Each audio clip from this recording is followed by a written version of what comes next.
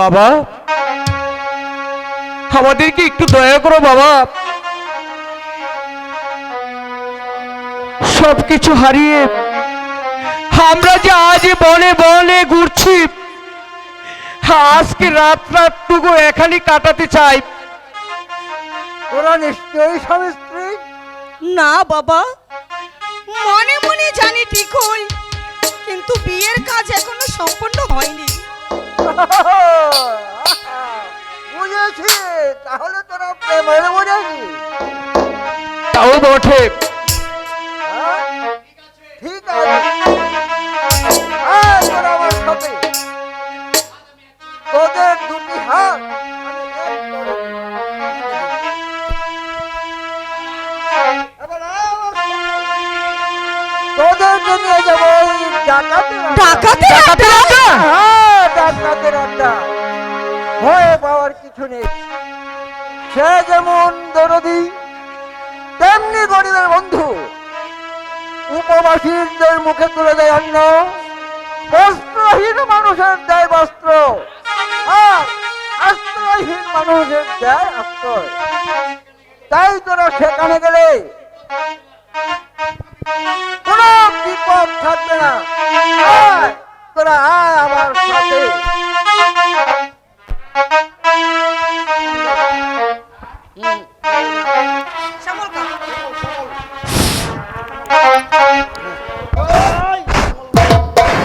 জয় শ্যামল ভাইয়ের জয়,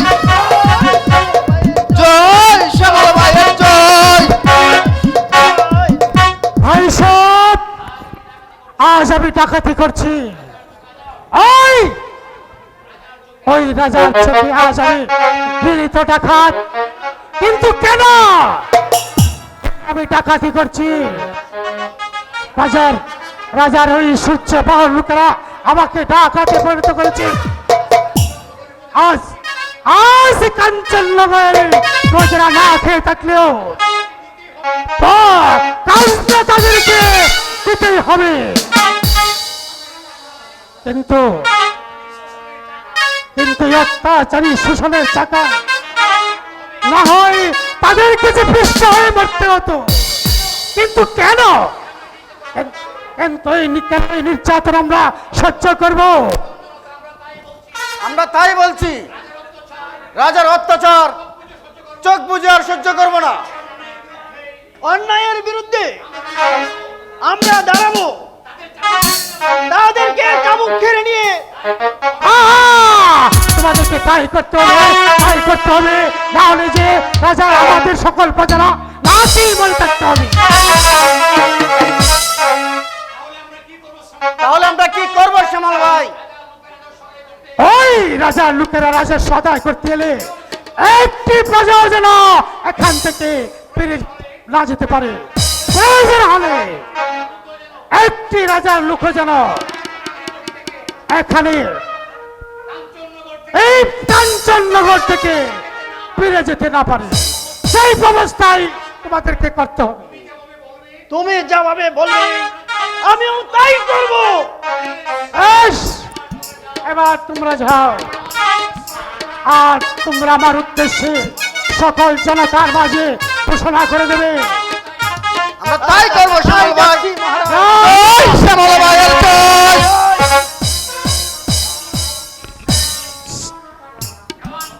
দেওয়ান কৌশিক সেন, একদিন তুমি আমার পিঠে চাবুক মেরেছিলে। সেই চাবুকের গাটুকু এখনো আমার পিঠে যন্ত্রণা হয়ে বেঁচে আছে।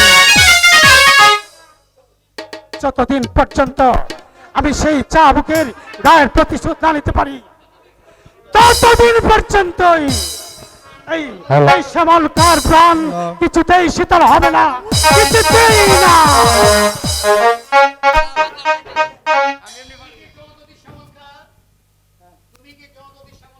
তুমি কি জনদরদি শ্যামলকা? কিন্তু তোমরা? আমরা সর্বহারা পথের ভিখারি। তোমার নাম শুনে তোমার কাছে ছুটে এসেছি একটু আশ্রয়ের ভাই? যদি তোমরা রাজার গুপ্তচর না হয়ে থাকো তাহলে এই শ্যামলকার রাস্তাটা তোমাদের জন্য চিরদিন খোলা থাকবে। ভাইজান, সত্যি ভাইজান? ভাইজান,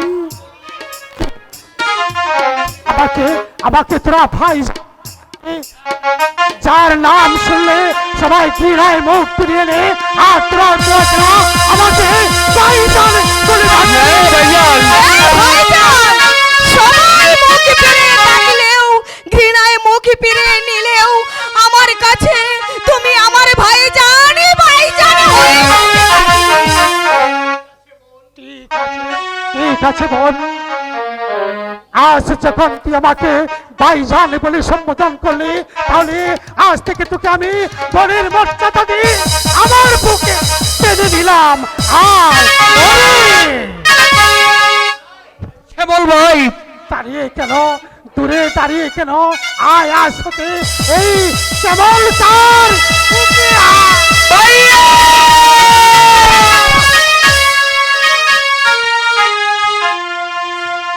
জানিস জানিস তোরা, আমি আমি ছোটবেলা থেকে আমি আমার ভাই বোনের স্নেহ থেকে বঞ্চিত। আজ আজ আমি দস্যু শ্যামলকা হয়েও আমি তোদের ভাই হয়ে বেঁচে থাকতে চাই। হ্যাঁ ভাই। থাকতে চাই। আয় আয় বোন, তোরা আমার সাথে আয়। তাই চলো আয়। ভাইজান।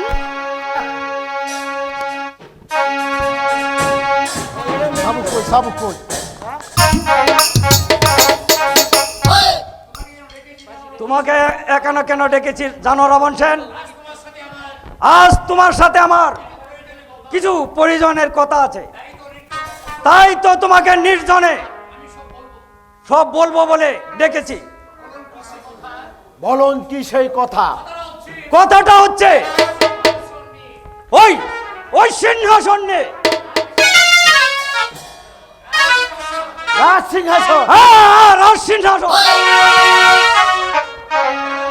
কথাটা হলো আমাদের বুদ্ধির জুড়ে যখন সব কিছু হচ্ছে, তাহলে আমরা রাজার গোলাম হয়ে থাকবো কেন? নিজের বুদ্ধির জুড়ে ওই সিংহাসনটা আমরা হাত ধরে নিতে হবে। কিন্তু কেমন করে? আমি জানি তোমার বুদ্ধি একটু তীক্ষ্ণ। যুবরাজ যখন মাঝাজ থেকে বের হয়ে গেল, এবার আমাদের পথ একেবারে পরিষ্কার। অর্থাৎ রাজা সূর্য বাহুকে হত্যা করতে পারলে সিংহাসন আবার যায় কোথায়?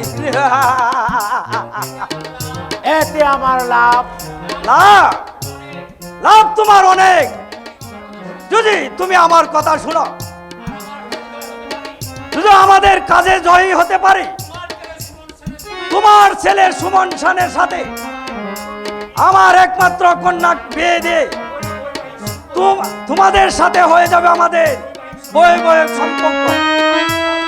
আর তুমি হবে অর্ধ রাজ্যের মালিক, আর তুমি চালাবে তোমার রাজ্য, আর আমি চালাবো আমার রাজ্য। বলো বলো, তুমি আমার কথা প্রস্তাবে রাজি কিনা?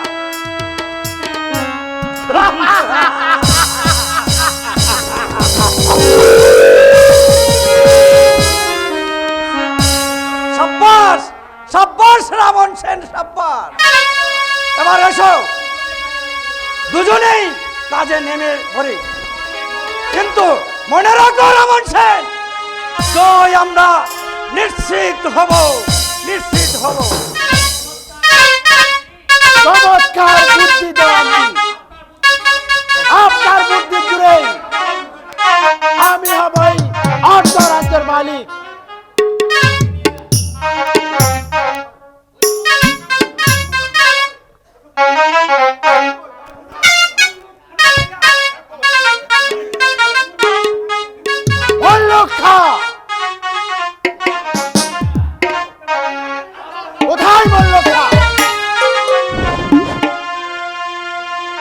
হুজুর, এই শালা দস্যু সম্রাট গুপ্তচর। বিশ্বাস করুন হুজুর, আমি গুপ্তচর নই, আমি একজন সরল সোজা মানুষ। পথ ভুলে প্রাসাদের পাশে এসে পড়েছি। একটা কথা এখনো বল, আসলে তুই কে? হুজুর, আসল কথা না বললে চাপ দিয়ে তোর পিঠে চামড়া তুলে নেব। কোথায় বললো কা? হুজুর হুজুর, চাবুক তো আপনার হাতি রয়েছে হুজুর। ঠিক আছে, আবার তুই যা বললো। তাই যাচ্ছি হুজুর, তাই যাচ্ছি। এখনো সময় আছে, বল তোর আসল পরিচয়। বলছি তো হুজুর, আমি একজন সামান্য প্রজা। আবারও মিথ্যে কথা। তবে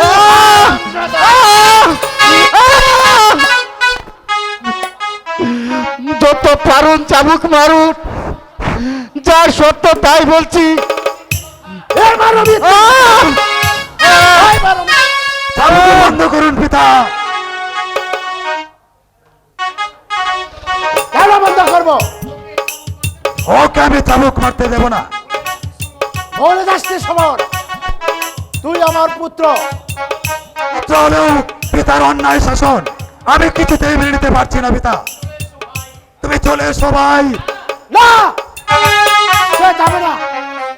অস্ত্র হাতে থাকতে আপনি তাকে আটকেও রাখতে পারবেন না পিতা।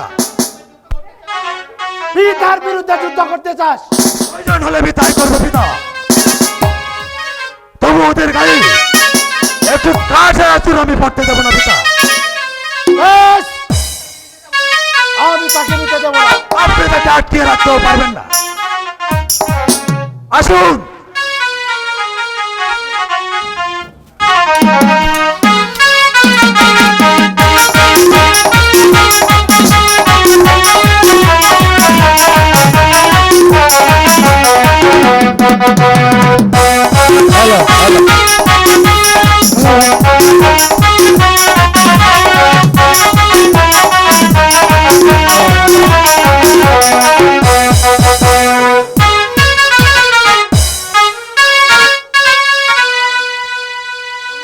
সুমন, এখনো বল,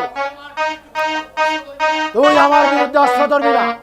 জীবন থাকতে শোষকের বর্ষতা স্বীকার করবো না। তুই রাজত্ব হতে পারে তবুও তুই আমার আদেশ মানবি না। বলছি তো মানবো না।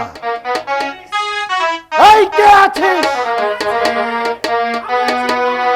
শোনা ডাকাত?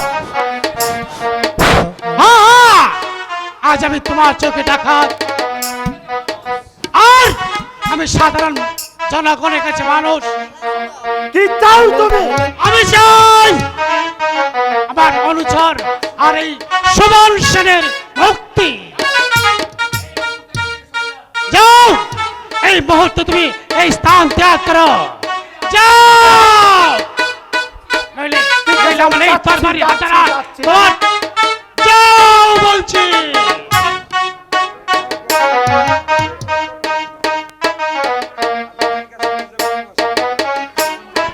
মনে পড়ে বন্ধু, সেই দিন তুমি এই দেওয়ানের হাত থেকে আমাকে তুমি রক্ষা করেছিলে। আমি সেই দস্যু শ্যামলকা। তুমি শ্যামলকা? আমি শ্যামলকা। তবে আজ নাই, তোমার সাথে আমার কথা হবে ওই কাঞ্চননগরের সাজনা তলায়। আমার আস্থানায় তুমি চলে এসো বন্ধু, সব তুমি জানতে পারবে। চলি বন্ধু, বিদায়। তুমি কিন্তু চলে এসো। Good bye.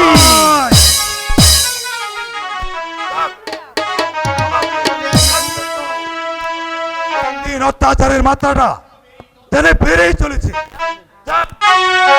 আমাকে আমার সর্বদাই সতর্ক থাকতে হবে, নইলে যে আমার সাধনায় ব্যর্থ হয়ে যাবে। আমি তোমার সাধনাকে ব্যর্থ হতে দেব না সুমন। কি বলতে চাও তুমি? আমি যা বলতে চাই তা কি তুমি শুনবে বন্ধু? বলো চম্পা, আমি শুনবো। শুনবে? হ্যাঁ বলো। শুনো শুনো ওহো গো সুমন বলিবে তোমারে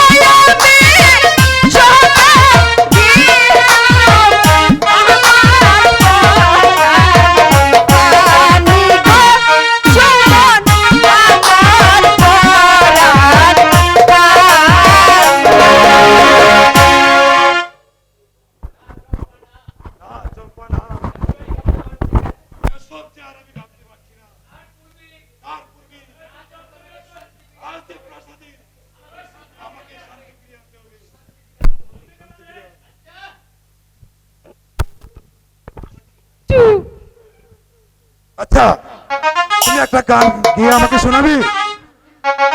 সুমন সুমন তুমি বিশ্বাস করো আমি চিরদিন তোমারই থাকবো। আমাকে ছেড়ে কোনোদিন যাবে না তো?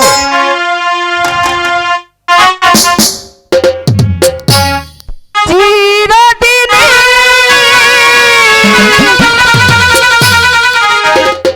তুমি যে আমার যুগে যুগে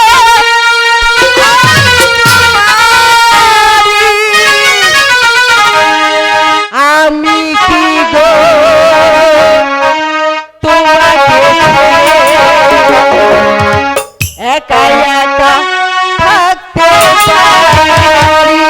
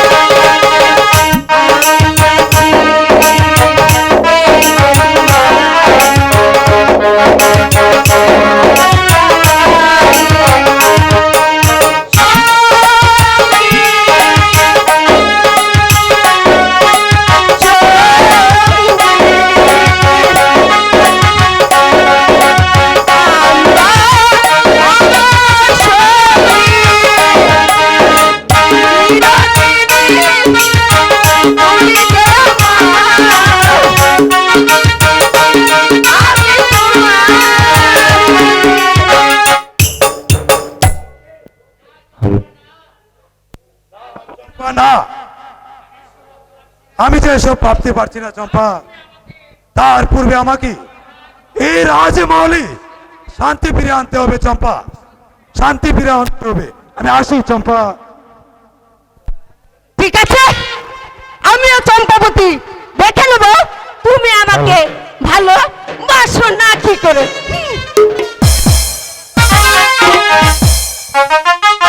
মেলা, এ মেলা, শুনো বলছি। শুনবো না, শুনবো না, শুনবো না। এবার পালাবে কোথায়?